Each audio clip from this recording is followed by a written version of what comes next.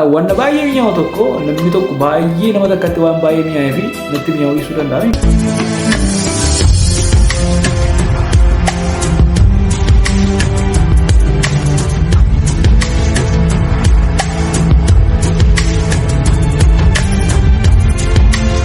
Barataan mana kam keessa ni jira yaada dhimmi kun hunda keenya ilaallata jechuudha.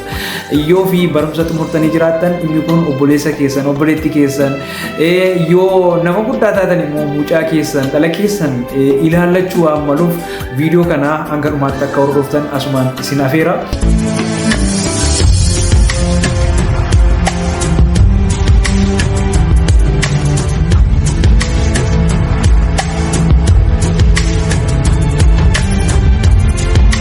Ashama akkam jirtu jaallatamuuf kabajamoo hordoftoota kiyya guyyaa irraas viidiyoo adda ta'een dhufeen jira jechuudha. Guyyaa irraa kan waliin ilaallu barattoota kan ilaallatudha jechuudha. Waan baay'ee irraa barattu dhugaadha, waan baay'ee irraa barattu. Kanaaf viidiyoo kanaan garumaatti ilaaluun dagatina. Chaanalii kiyya kanaaf immoo haaraa yoo taatan like, subscribe gochuun akkasumallee yaada keessan koomentii keessatti naaf qooduun na jajjabeessuun dagatina. Kallattiimaan gara dhimma keenyaatti haa deebinu. Barataan mana kam keessa iyyuu jira jedhee jalqaba isiniif kaaseen ture. Egaa barumsi amma yeroo dhiyoon asitti haala siyaasaan kan wal qabatu biyya keenya keessatti kan naannoo keessumaa Oromiyaa keessatti rakkasaa jira. Egaa Rabbiin waa gargaaru barumsa jechuun hundee waan hundumaadha jechuudha. Nama baratutu mirga isaa gaafata jedhee qabsaan beekamaan keenya. Dur akkuma beekamu ijoolleen baadiyyaa barumsatti baay'ee goggoziidha, baay'ee qaxaleedha. Amma yeroo kana iddoo gurguddaa kan jiranii yuunivarsiitoota gurguddaa buluu keessa even hanga biyya alaatti kan jiranii dur ijoollee baadiyyaa warra turan sanidha jechuudha. Amma garuu warri magaalaa waa'een barumsaa galee fi ijoollee isaanii iddoo gaariitti barsiisuu, ijoollee isaanii barumsa akka isaan hordofaniif baay'ee jajjabeessuuf to'achuu eegaleen asitti ijoolleen magaalaa ijoollee baadiyyaa caalanii jiru jechuudha. Keessumaa teekinooloojiin kun eegga dhufee haala baay'ee salphaa ta'een waan barbaadan access gochuu danda'u. Dikshineeriis haa ta'u wantoota barbaachisan hedduu akka salphaan kan argatanii ijoollee magaalaadha.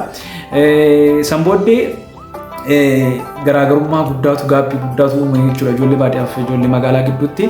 Ta'us garuu baadiyyaa ta'uun barumsarraa ammallee booddeetti nama deebisu.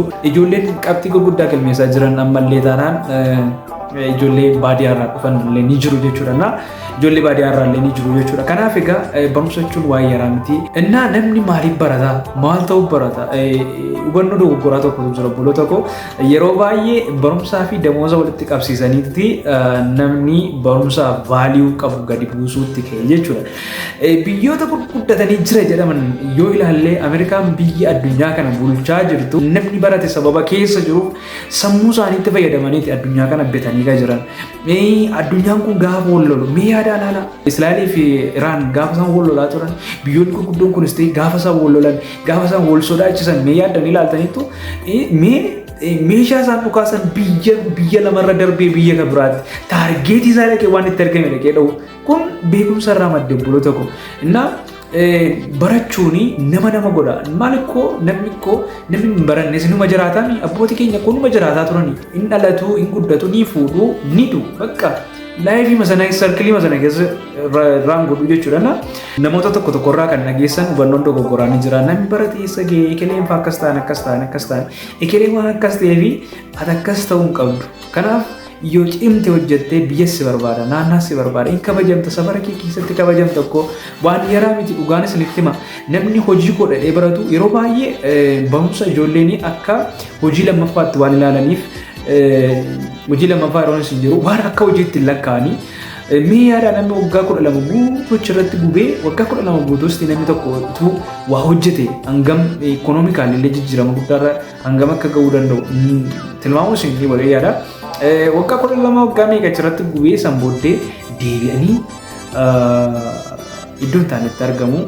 Kun immoo maalirraa maddaa? Tokko haala biyya keenyaa rakkoo biyya keenya keessa jiru irratti kan hundaa'edha. Rakkoon biyya keenya keessa jiru kun bara baraan akkasitti itti fufu ni agartu jechuudha. Yeroo dhiyoon asitti namni barate akka qorichaatti ni barbaadama. akka ammaatti nafu amma siyaasatti qabaan adda addaatti qabateetuti waan gati dhabe nutti fakkaatee argama. Barachuun namatti hin badu baradhaa yaa obboloota koo baradhaa nama baratetu kan addunyaa kana bitaa jiru kan addunyaa kana oolchuu kamtu kam nama barateedha bakka. Kanaaf barumsa akka isaan sirriitti hordofaniif ijoollee keessan gorsaa. Barumsi hojii cimaadha. Namni abjuu utuu qabaate gaariidha.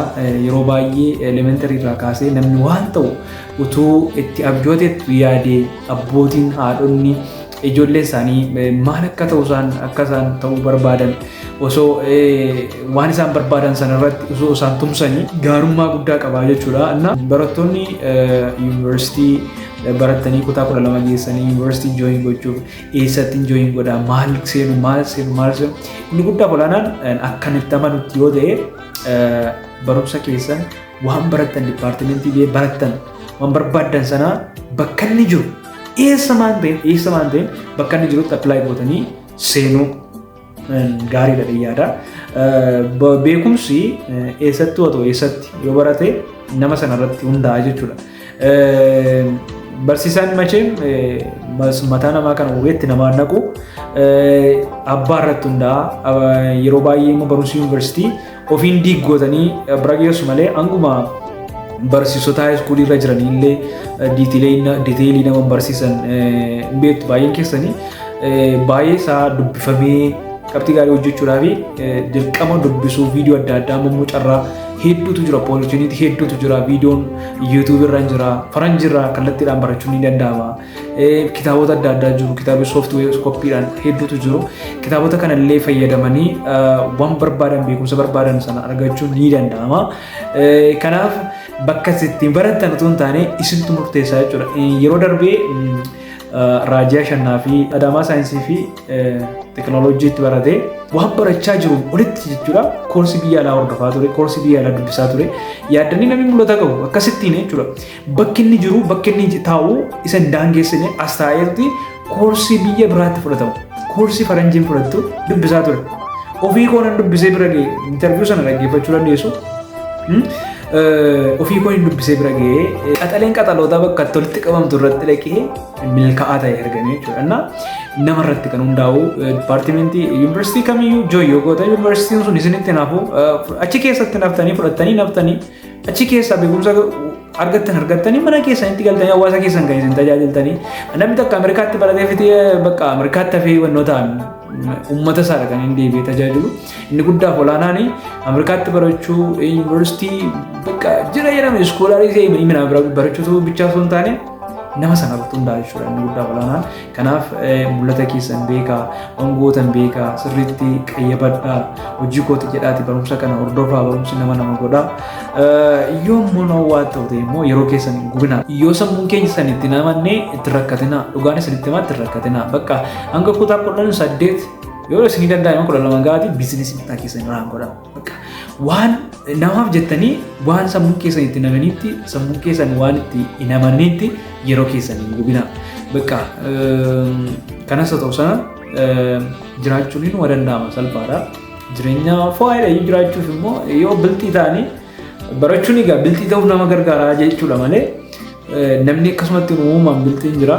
Biltii yeroo isin jiru abshaalli jechuudha. Namoonni adda addaa biizineesii irraan godhanii sadarkaa guddaarra ga'anii even naannaa biyyaaf kan eebbagaa ta'an danuutu jiru.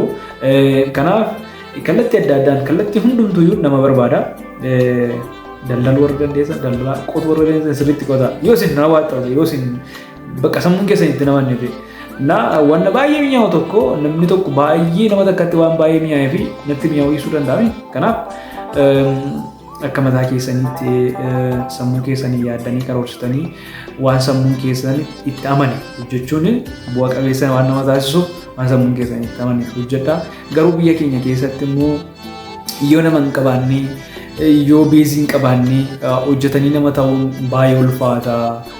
Sababni isaas namni takka dafqee guyyaa guutuu dafqaa malee maallaqa hin argatu beekamaadha. Yoo qotee qonnaan keenya bifa ammayyaan kan deeggarame waan hin taaneef bu'a qabeessummaan isaa hagas mara miti. Namoota muraasa kan milkaa'anii kanaaf rakkatanii nama ta'uun immoo hin danda'ama. Namni ossa qabu immoo yoomuu nama hin ta'a.